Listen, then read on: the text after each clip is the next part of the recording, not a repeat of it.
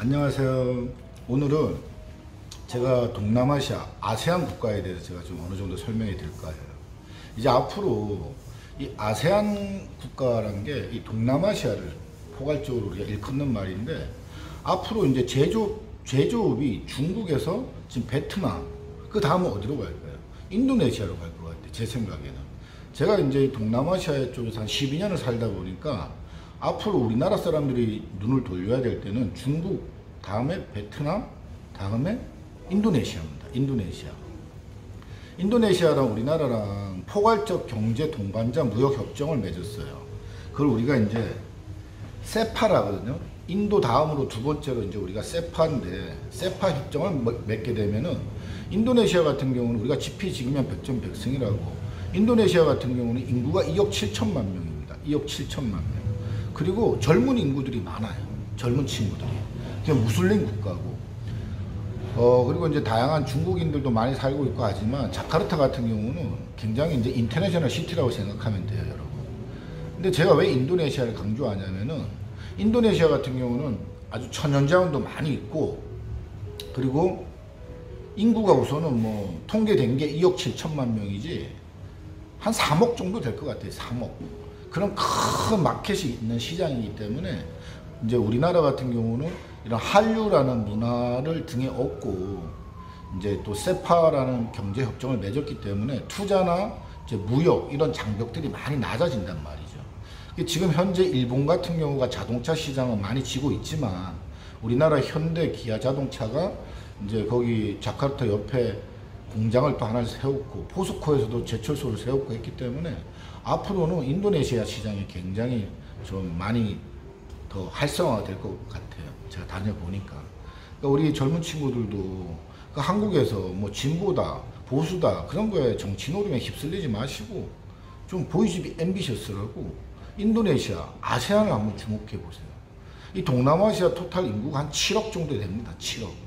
우리나라에서 비행기로 3시간에서 6시간 정도만 돼도 이 말레이시아로 올 수 있고, 그 7억 정도의 굉장히 매력적인 시장 마켓이 준비되어 있고, 그리고 이 무슬림 국가 말레이시아랑 인도네시아 같은 경우는 무슬림 국가이기 때문에 이런 할랄이나 이런 거에 대한 어느 정도 이해가 되신다면은 뭐 중동 쪽으로도 진출하기에도 굉장히 좋은 기회가 될 거라고 생각합니다.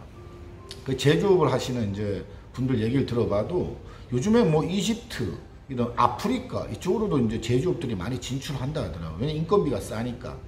그래가지고 이제 우리가 다음 개척지 같은 경우는 아세안이 훨씬 더 나을 것 같아요.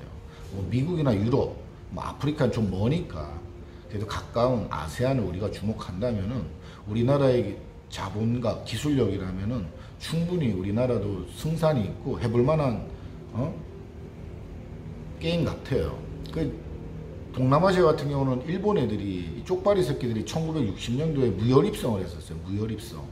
근데 제가 이제 여러 동남아시아 국가를 여행을 다녀보고 가서 본 결과, 지금 이제 한류라는 거센 웨이브가 있기 때문에 지금 뭐 일본보다는 우리가 굉장히 더 성장하고 있고, 또 동남아시아 사람들이 2차 세계대전 때 일본 애들한테 침략당했던 그런 아픈 기억이 있기 때문에 우리나라 같은 경우가 일본을 많이 추월할 수 있는 좋은 가도기가 될 것 같은 시장이 제가 봤을 때 아세안이라고 생각합니다.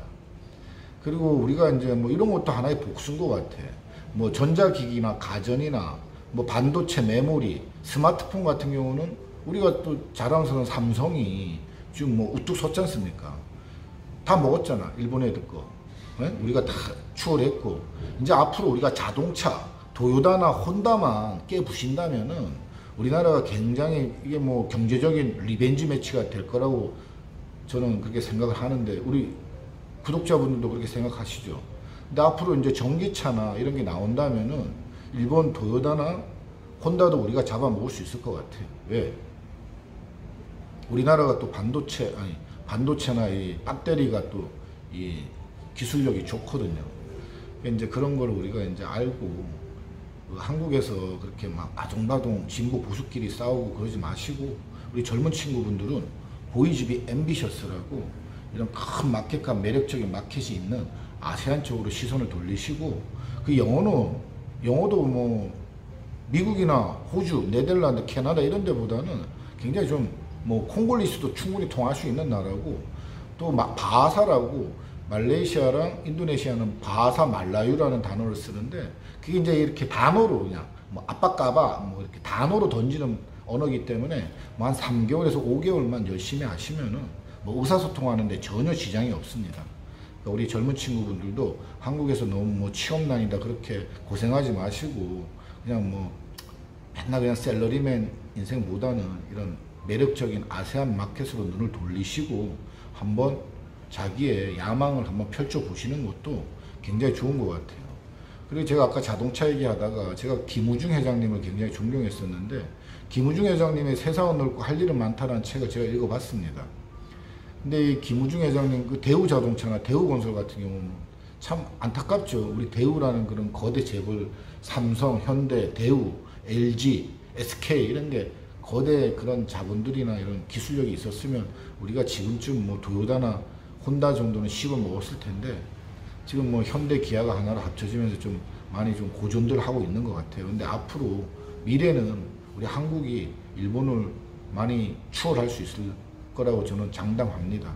그러니까 우리 친구분들도, 젊은 친구분들 한국에서 쓸데없는 공무원 준비 이런 것보다는 뭔가 앰비셔스를 가지시고 이런 아세안 국가로 눈을 돌려보시고 인터넷 검색 한번 해보세요. 앞으로 다음 제너레이션의 마켓은 인도네시아, 아프리카가 될 거라고 저는 자부합니다. 그러니까 오늘도 우리 친구분들 도움이 되셨으면 구독, 좋아요 좀 눌러주시고, 그리고 친구분들도 이제 한번 시선을 이 아세안 국가를 한번 꼭 돌려보시기를 제가 추천합니다. 예, 감사합니다. 제가 이제 존댓말을 쓰려고 하다 보니까 말이 약간 좀 그런데, 그래도 제가 가야 될 길은 존댓말인 것 같아요. 뭐 어쩔 수 없지 뭐. 어르신들이 그렇게 조언을 해주시는데 들어야 되지 않겠습니까? 예? 뭐 막 하면 안 되잖아요. 겸손하고 예의 있게 해야 되는 게 또 방송이라 생각을 깊이 반성하고 있습니다. 오늘 우리 친구분들도 좋은 하루 되시고 다들 행복한 하루 되십시오. 감사합니다. 뿌잉뿌잉.